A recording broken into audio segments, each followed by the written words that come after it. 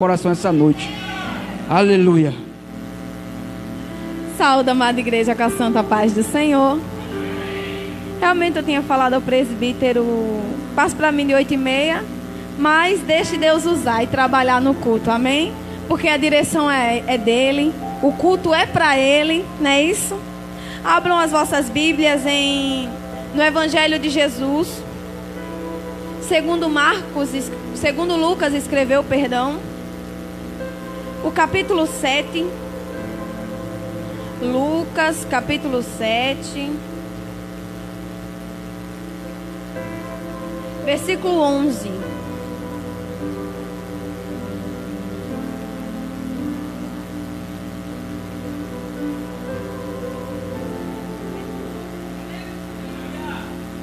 Lucas 7:11. Amém ou misericórdia?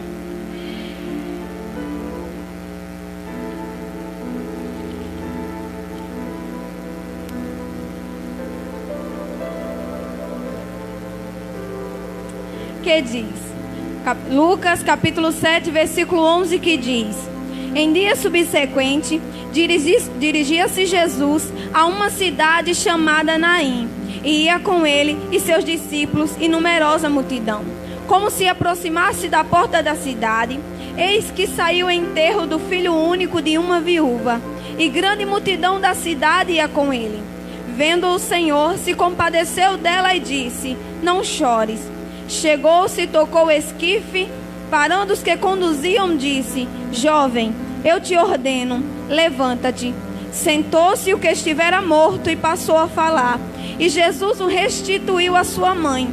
Todos ficaram possuídos de temor e glorificavam a Deus, dizendo: grande profeta se levantou entre nós. Deus visitou o seu povo. Esta notícia a respeito dele divulgou-se por toda a Judeia e por toda a circunvizinhança. Senhor Jesus, queremos te apresentar, ó Pai, essa palavra que foi lida. Te pedir que o Senhor use, que o Senhor fale, que o Senhor trabalhe, ó Deus. Sabemos que o Senhor já ministrou, já falou esta noite, mas creio que o Senhor ainda tem bem mais para falar, Espírito Santo. Então derrama a tua graça, que não venha ser nós, que não possa ser eu, mas o Senhor, ó Pai, me usando como um instrumento esta noite. Que a honra e a glória seja dada somente e exclusivamente, ó meu Deus, a Ti. Em nome de Jesus, amém. É um texto bem conhecido por toda a igreja. Todos nós já ouvimos várias ministrações a respeito da ressurreição do filho da viúva de Naim, mais conhecida por nós como a viúva de Naim. A Bíblia ela não vem relatar o seu nome, ela só dá essa informação a respeito dessa mulher. Primeiro é que ela é da cidade de Naim. A segunda é que ela é viúva. Viúva porque perdeu seu marido, porque seu marido morreu. Ou seja, essa mulher é conhecida por nós por causa da sua perda. E é sobre essa mulher que eu quero ministrar essa noite. Mas ela é conhecida por nós por causa da sua perda, da perda de seu marido. Mas Lucas vem falar a respeito de mais uma perda que acontece na vida dessa mulher. A perda de seu filho. Mas o que mais me impressionou e chamou a minha atenção nessa história é que a história é sobre a viúva. Então Lucas deveria iniciar contando a história da viúva.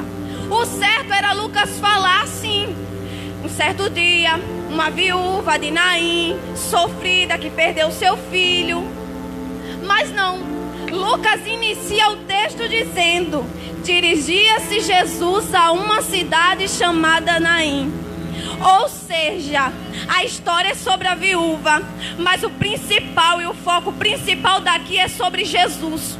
É como a nossa vida, a vida é nossa. Os problemas, o que aconteceu é nosso, mas o foco é Jesus, o deve ser o princípio. Isso vem nos ensinar que Jesus é o princípio e o fim. Jesus é o último e o primeiro. Que Jesus, que tudo deve ser para Ele, por Ele e com Ele. A história é nossa, mas é Ele que toma o direcionamento.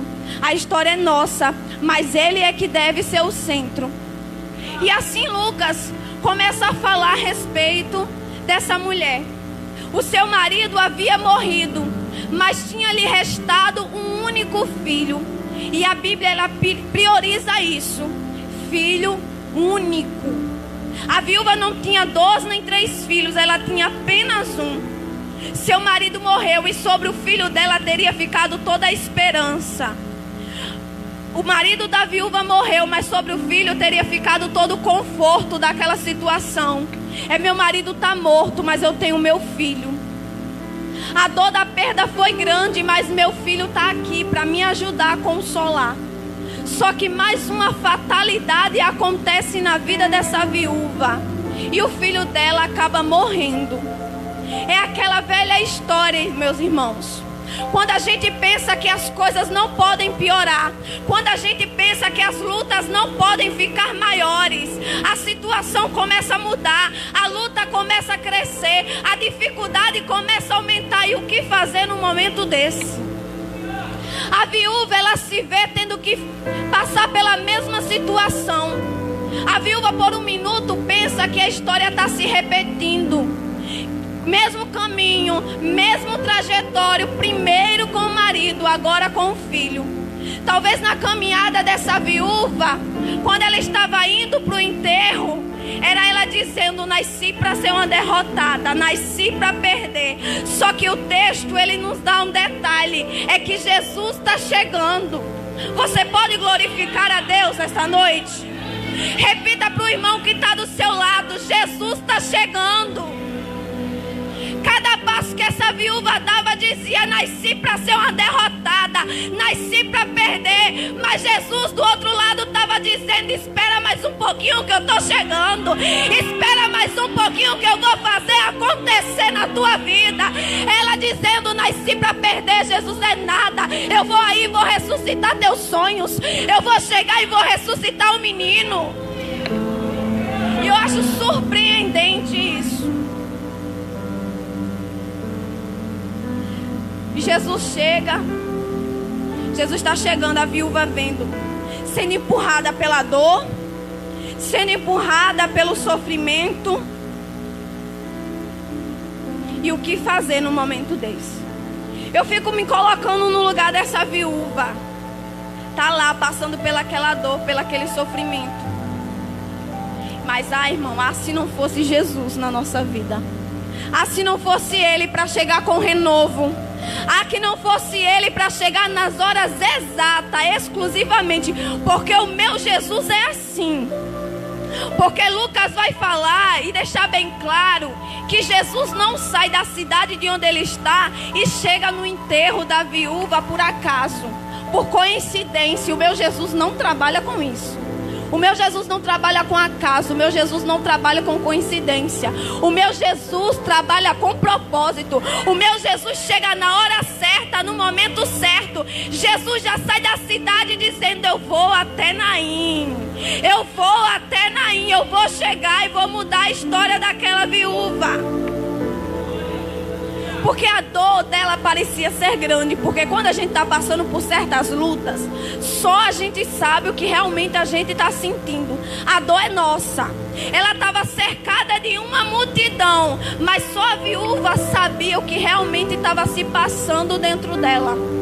Porque por mais que as pessoas batessem no ombro, tentassem confortar, dizendo: eu entendo a sua dor. Na verdade, ninguém entende a dor de ninguém, porque somos nós que estamos sentindo. É a ferida que está nos machucando. Mas só que o mais importante, o que Jesus me ensina, que o mais importante não é a dor, mas é lembrar que Ele está chegando. A dor pode estar grande, a luta pode estar tremenda, mas é lembrar que Jesus está chegando. E quando chega, alguma coisa acontece. E quando chega, Ele já chega com o propósito de mudar a situação, de quebrar protocolo. Para Ele não tem impossível. E eu quero que você repita para o irmão que está do seu lado: o mais importante, com voz de profeta, irmão, em nome de Jesus, o mais importante não é a dor, mas é lembrar que Jesus está chegando. Irmão, E se realmente entendêssemos os planos e expectativas e projetos que Jesus tem para a nossa vida, a gente sorriria bem mais, a gente glorificava a Deus bem mais alto, adorava Ele com mais intensidade. Ai, se essa viúva soubesse que Jesus já estava chegando, teria poupado dor, sofrimento. Mas em tudo Jesus tem um propósito. Por mais que a gente não entenda, por mais que aquela viúva naquela situação, naquele momento, ela não compreendesse o que estava acontecendo, mas Jesus tinha um propósito. E do mesmo jeito é na nossa vida.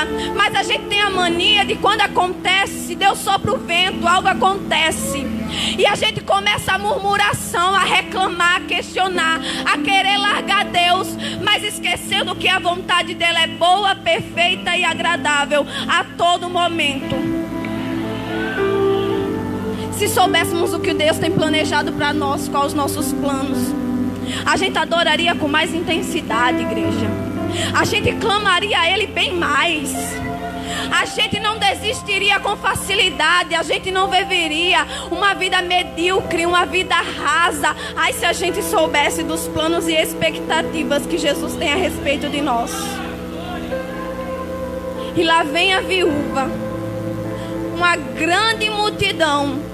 Só que quando a gente está passando por um momento de fracasso, quando a gente perde uma batalha, quando a gente está quebrado, está ferido, algo terrível aconteceu com nós, quanto menos pessoas tiverem ao nosso redor, melhor. Porque são menos pessoas para estar fofocando e espalhando o que aconteceu com a gente. Porque é menos pessoas para a gente estar explicando o que aconteceu. São menos pessoas para nos olhar com cara de coitada.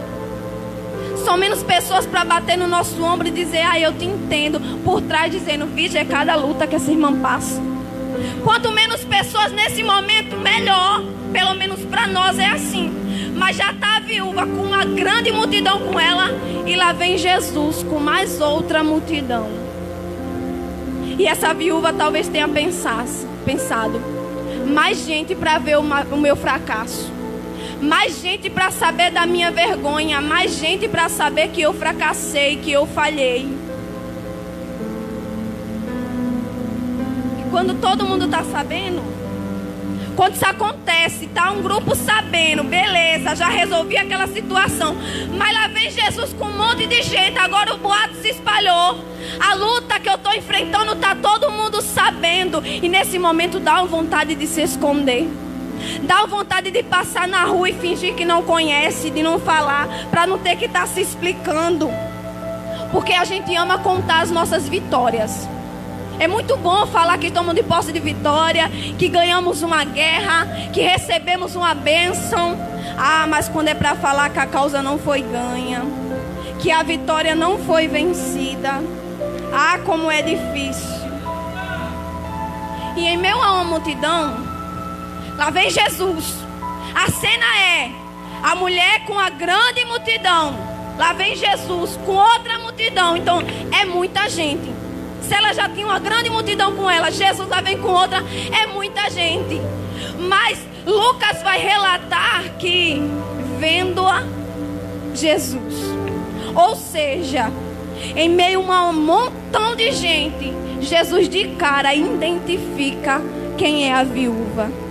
E que capacidade esse meu Deus tem. Que capacidade de, no meio de um monte de gente, saber quem é quem. Em um meio do monte de gente, do monte de igreja clamando, buscando, pedindo, ele jamais se confunde. Ele não pergunta: anjo, quem é essa? Não, ele nos conhece de tal maneira que até quantos fios na nossa cabeça ele sabe. Alguém pode até tentar me enganar, fingir para mim que é, e ele diz: não é. Eu posso olhar para outro e dizer: isso aí é Jesus. Ele diz: é nada, é fofoqueiro, é nada, não quer nada comigo, porque a aparência me engana, mas ao meu Jesus não. O meu Jesus sabe exatamente quem é quem. E o que ele me questionou foi: quem são vocês? Quem é você? Depois que fecha essas portas, depois que o culto acaba, depois que o louvor passa, quem somos nós? Porque aqui todo mundo é bênção, aqui todo mundo anda bonitinho, cheirosinho, tá arrumado, todo mundo é bênção. Vamos ver quem é quem depois que essas portas fecham e cada um vai para sua casa. Vamos ver quem é quem quando está no colégio, quando está no trabalho, quando está na roda de amigos, quando está na rua, quando está no quarto sozinho. Só que Jesus está falando esta noite é que você pode agradar homens.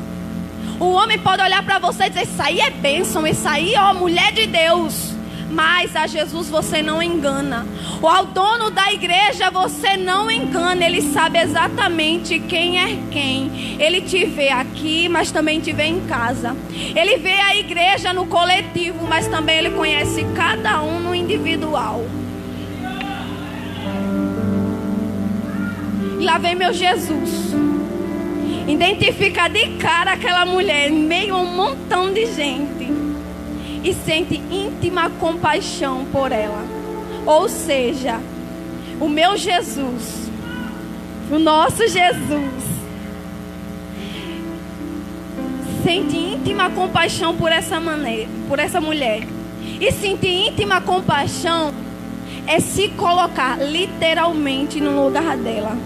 Ou seja, ele realmente pegou a dor dela e colocou nele. Ele sentiu exatamente o que aquela mulher estava sentindo. Porque só Jesus, irmão, porque só Jesus sabe o quanto as afrontas, os espinhos no caminho têm ferido teus pés, os quantos levantes de Satanás têm abalado a tua vida. Só Jesus sabe. E se não fosse Jesus na tua vida, e se não fosse Jesus na nossa vida, para nos ajudar naquele momento de dificuldade, para nos ajudar naquele momento que parece que está tudo dando errado, se não fosse Jesus para estar do nosso lado, para estar consolando as nossas lágrimas, para estar dizendo: eu estou contigo, filha minha, não se angustie, eu estou contigo, eu sinto a tua dor, eu sei exatamente o que você está sentindo, vai passar, espera só mais um pouco, eu vou fazer. Irmão, se não fosse Jesus na nossa vida, se não fosse Jesus na nossa vida, nós nem estaríamos aqui. Se não fosse Jesus, nós nem vivos estaríamos. Se não fosse esse Deus tão bondoso, esse Deus que mesmo em meio a pecados e mesmo em meio a gente errando, falhando, nunca nos desamparou. Se não fosse Jesus. Você pode declarar esta noite: se não fosse Jesus. Glorifica-se Deus, irmão. Ele está vivo, Ele morreu por vocês. Ele está aqui falando, deixando bem claro que se não fosse Ele na tua vida, se Ele não tivesse entrado, certamente morte já teria saído da tua casa. Esse Jesus que te deu tanto livramento, esse Jesus que te fez nova criatura, se não fosse esse Jesus. Você pode glorificar e exaltar o nome desse Deus. Você pode agradecer o quão bondoso esse Deus tem sido na tua vida. E ele se enche de íntima compaixão dessa mulher e olha para ela, sabendo exatamente de tudo que ela estava passando, e diz: mulher, não chores. Falando assim parece até normal, né? A gente lê, às vezes parece até normal dizer para uma mãe que está com seu único filho morto, que perdeu o marido, ele dizendo: não chores. Mas olha o cenário. A palavra de Jesus é: não chores. Mas essa mulher olha em volta dela e diz assim: o cenário é morte, Senhor, é para chorar. Jesus fala: não chore, mas o cenário é morte, é para chorar. Só que Jesus está perguntando esta noite: vai ficar com o cenário ou com a minha palavra? Porque pelo cenário você chora, mas pela palavra não. E se for ficar com a palavra do Senhor, vai ter que lembrar de uma coisa. Por mais que perguntem: ei, tu não vai chorar diante dessa situação, não vai se aperrear, não. Você vai ter que falar para ele: não, porque Jesus disse que não era para mim chorar. Mas acreditar nisso é loucura. Ei, mas ele falou. Ei, fazer isso vai dar errado. Que loucura é essa? Ei, mas ele falou. Porque você não pode deixar a opinião de outras pessoas mudarem o que Deus disse para você. Foi com você que ele falou, então pronto. Se Deus falou, tá falado. Deixa levantar, começar a perguntar, se questionar, dizer tá ficando louco, acreditar nisso. Mas se Deus falou, tá falado. Opinião de ninguém pode mudar o que Deus falou na tua vida. Opinião de ninguém pode estar querendo acabar com os teus sonhos, com os teus projetos. E se a gente soubesse disso, irmão, se a gente entendesse realmente o significado que há nisso, haveria menos dúvidas a respeito do propósito e do chamado de Deus para a tua vida. Você seria mais corajoso, você teria mais ousadia para falar, porque Deus te falou. Se Deus falou, se Deus revelou, se Deus chamou, Ele se responsabiliza. Podem entronchar a cara, falar que não gosta, que não concorda, que não aceita. Ei, mas se Jesus falou, tá falado. Porque Jesus, quando chega para a mulher, Ele não sai perguntando: eu posso chegar nela, eu posso tocar nela, eu posso falar com ela, não. Quem está sentindo a dor é ela, quem está no problema é ela, então Jesus vai trabalhar com ela. Quem está ao redor, quem é multidão, Ele não está nem aí, porque o problema não é com eles. Quem está sentindo a dor dela é Jesus. Só Ele sabe o que ela está passando, só Ele sabe a dificuldade que ela está enfrentando. Então pare de se importar com o que o pessoal fala a respeito de vocês. Comecem a confiar e acreditar na voz do Deus que fala com vocês a todo momento e a todo instante. Do Deus que chamou, do Deus que prometeu fazer uma grande obra. Ah, mas o menino está cada vez pior. Ei, mas Deus falou que vai libertar. E se Ele falou que vai libertar, eu acredito nessa palavra. Ah, mas o marido está bebendo e brigando cada vez mais. Ei, mas Deus falou. E se Ele falou, está falado. Eu não estou nem aí. Eu vou ficar com a palavra ao invés do cenário. Porque pelo cenário a gente chora. Se a gente for olhar pelos olhos humanos, pelos olhos carnais, a gente vai chorar, é só desespero. Mas a gente tem que começar a tomar posse do que Deus falou para a nossa vida. E quando Ele fala não chores, Ele vai se encarregar para a mulher não chorar. Porque o meu Jesus não é limitado a tempo. Eu, você, somos limitados a tempo. Por mais que eu pegue o relógio, eu tente mudar a hora, eu não consigo. Mas o meu Jesus vive o hoje, vive o amanhã. O meu Jesus não é limitado a tempo como a gente. Jesus, quando Ele promete aqui, Ele já tem feito aqui muito tempo. Jesus prometeu aqui, ei! Ele prometeu que vai fazer na minha casa, mas a casa está cada vez pior. Mas meu Jesus não é limitado a tempo. No meu tempo a minha casa está cada vez pior, mas no tempo de Jesus a minha família já está liberta, ó. Você pode exaltar esse Deus, irmão. Começar a tomar posse da palavra. Você serve um Deus que não é limitado a recursos humanos. Um Deus que não se limita a tempo. O tempo para nós é algo limitado, mas para o meu Deus não. Ele pega, chega para a viúva e diz assim: não chores. Agora Ele vai se responsabilizar para a viúva não chorar. Ele vai até o esquife. Ele chega no esquife, está conduzindo, o enterro ainda está rolando. Mas Jesus chega no esquife e fala: parou, tocou, o enterro parou. E diz: menino, eu te ordeno, levanta. Ele poderia chegar para o esquife e falar apenas: levanta. Mas Jesus, Ele deixa bem claro quem é que está tomando a situação, quem é que está ordenando ao menino para ele se levantar. E o que Jesus está falando esta noite: estou eu me responsabilizando pela tua causa. Até agora era o homem que tinha controlado, era você que estava tomando a direção, mas agora tem eu entrado, tem eu ordenado. A palavra para a viúva foi assim: menino, eu te ordeno, levanta. Ou seja, Jesus está entrando na tua casa, Jesus vai ressuscitar teus sonhos, vai fazer na tua vida, basta tu crer. Toma posse, porque Ele está se responsabilizando pela tua família esta noite.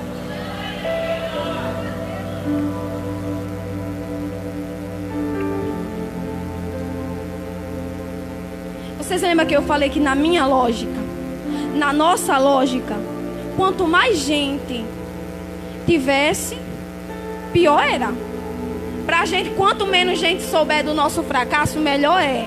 Quanto menos gente souber da luta que a gente está enfrentando, melhor é. Esse é o nosso ponto de vista. Esse é o nosso ponto de vista. É o meu ponto de vista. Mas o de Jesus é: quanto mais gente, melhor. Sabe por quê? Porque quanto mais gente souber da tua luta, quanto mais gente souber do teu fracasso, das lutas que você está enfrentando, da situação difícil que está acontecendo na tua vida, vai ser mais gente para se surpreender quando Deus chegar a tocar e começar a fazer na tua vida. Será mais gente para começar a perguntar: como aconteceu? Quando aconteceu? O que fizeram? Quem foi que fez? Aí você vai ter que responder: foi Jesus. Quando começarem a perguntar: mas o que aconteceu? Como aconteceu na tua vida? Quem foi que fez? Aí você vai ter que dizer: foi Jesus. Foi Jesus que entrou na minha casa. Foi Jesus que mudou a minha vida. Foi Jesus que tirou meu filho das drogas. Foi Jesus que ressuscitou meu marido. Foi Jesus. Mas você lembre que tem que exaltar o nome de Jesus. A glória é dele, a honra é dele. Que você jamais esqueça disso. E o menino foi ressuscitado. Jesus devolve o menino à mãe. E o nome de Jesus começa a ser espalhado. Mas espera, quem foi ressuscitado foi o filho da viúva. E o nome de Jesus, que começou a ser espalhado por todo lugar, não era para ter sido o filho da viúva, porque ele que ressuscitou. Tem muito crente pensando assim. Deus faz, Deus opera, Deus entra no que ninguém pode entrar, faz a situação que ninguém pode fazer, e Ele quer que o nome dele que seja lembrado. Só que nosso Jesus não é assim. Jesus que fez, Jesus que trabalhou, é para o nome dele ser exaltado. Alguém até queria poder contar a história do filho da viúva de Naim sem mencionar o nome de Jesus. Mas até o instante até que ele conseguiria. Mas para a história ter um final feliz, eles tinham que mencionar: o menino estava morto, mas aí Jesus chegou. Aí Jesus tocou. Aí Jesus ressuscitou. Poderiam até tentar separar, mas não consegue. E o que o Espírito Santo está falando esta noite é: o que eu vou fazer na tua vida vai ser tão grande, mas tão grande, que quem olhar vai ter que dizer: foi Jesus que fez. Não vai dar para separar a tua história do nome de Jesus. Quando olhar para a tua casa, vai ter que dizer: menino, foi Jesus que entrou ali. Quando olharem para o teu ministério, vão dizer: foi Jesus que cresceu, foi Jesus que trabalhou, foi Jesus que tratou. Vai ser impossível separar o teu nome do nome de Jesus. Vai ser impossível separar a tua história da história de Jesus. Porque o que Ele vai fazer na tua casa vai ser tão grande, mas tão grande, que todos vão ter que dizer: foi Jesus que fez. Agora você tem que ficar com a palavra de Jesus. Ficar com o cenário vai chorar. Se você ficar com o cenário, vai ser morte, vai ser sepultamento que vai acontecer. Mas com a palavra de Jesus é: não chores. Só que a gente tem que começar a acreditar. Porque tá aqui no culto, ouvir uma palavra dessa, tomar posse é muito bom. Mas as coisas começam realmente a acontecer quando você vai sair por essas portas. Porque a igreja nunca cresceu tanto. A igreja está em tamanho de oceanos. A igreja, o evangelho está do tamanho de um oceano, porém com a profundidade de uma piscina. É crente raso, é crente que não ora, é crente que não busca. Jesus lança a palavra, mas você também tem que ter atitude. Jesus lança a palavra, Jesus faz, mas você não faz nada por ele, não está nem aí para ele. A gente tem que começar a se levantar em oração, em clamor, em busca, em renúncia, em jejum. A vida do crente é essa. O que falta na nossa geração é essa. É sede pelos dons espirituais. É dizer: Jesus fez, Jesus trabalha, Jesus me enche, Jesus me fortalece. Fazer apenas parte de um ritual.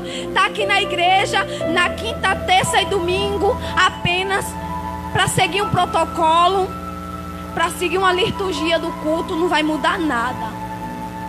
A vida cristã é bem mais que isso. Jesus deseja bem mais que isso. Jesus deseja compromisso sério. Jesus quer uma igreja que o ame. Está faltando em nosso meio entrega. Está faltando em nosso meio avivamento. Está faltando no nosso meio relacionamento, unidade, oração, aquebrantamento, busca, paixão pelo nosso próximo. Está faltando em nosso meio. Vivemos em tempos em que ver curas acontecendo na igreja é algo extraordinário. Ver um irmão cheio do Espírito Santo é algo tremendo. Só que Deus deixou esse poder disponível para todos nós. Não foi apenas para alguns. Não foi apenas para presbítero. Não foi apenas para pregador. Não foi apenas para diáconos. Jesus deixou o poder do Espírito Santo sobre todos nós. Agora sabe o que acontece? Sabe por que não busca? Porque se dedicar requer tempo. Experimentar algo novo requer tempo. E muitos não querem, preferem estar vivendo uma vida rasa, uma vida meia. Só que Jesus não quer água pelos pés, nem água pelos joelhos, nem água pelos lombos.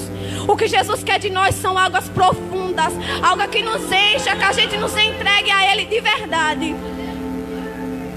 Ele está falando essa noite: eu desejo ter bem muito compromisso com você. Eu desejo falar com você, me revelar para você na madrugada. Eu desejo entrar, eu desejo fazer. E Ele tem poder para tudo isso. Mas Ele deseja que você queira bem mais do que você tem. Que você nunca se acomode com o jeito que você está, na posição que você está. Mas que você deseja conhecer Ele dia após dia. Experimentar os tamanhos do poder, igreja.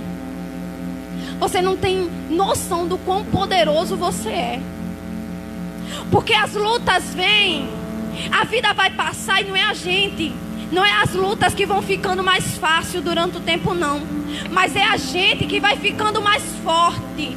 Não é o diabo que vai começar a ter medo da gente, mas é a gente que vai começar a ter mais ousadia e autoridade sobre a palavra para decretar a falência de toda potestade no nosso lar, na nossa casa e na nossa vida.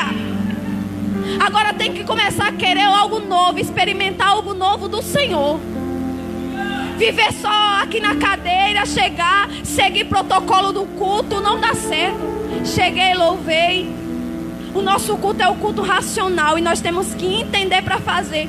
Se você levanta a mão apenas porque um pregador manda você levantar a mão, isso não é culto. Se você adora somente por adorar, porque os irmãos estão adorando, isso não é culto.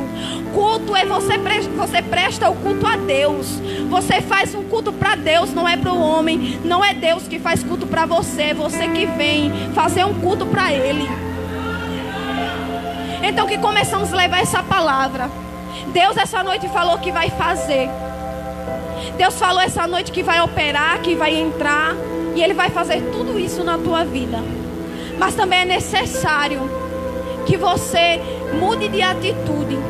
Que você deseje bem mais para Deus poder operar na tua vida. Para você poder ter um relacionamento bem mais sério. Experimentar águas mais profundas. E que Deus não possa ter que tocar para você ter que buscar.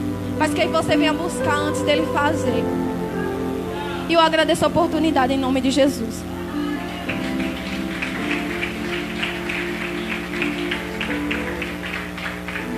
Aleluia. Louvado seja o nome de Jesus. Deus continue abençoando. Louvado seja Deus, Érica, em nome de Jesus, amém? Eu disse para você, sacode Deus as palavras. Se você dormir, você vai perder sua bênção. Louvado seja o nome de Jesus, amém? Louvado seja Deus. Ficamos de pés em nome do Senhor. Vamos orar ao Senhor para ir para casa. Gente, é sobre o Dia das Mães. Eu estou com a lista. A gente não vai mais fazer pela manhã. O Dia das Mães será comemorado domingo. A Santa Ceia foi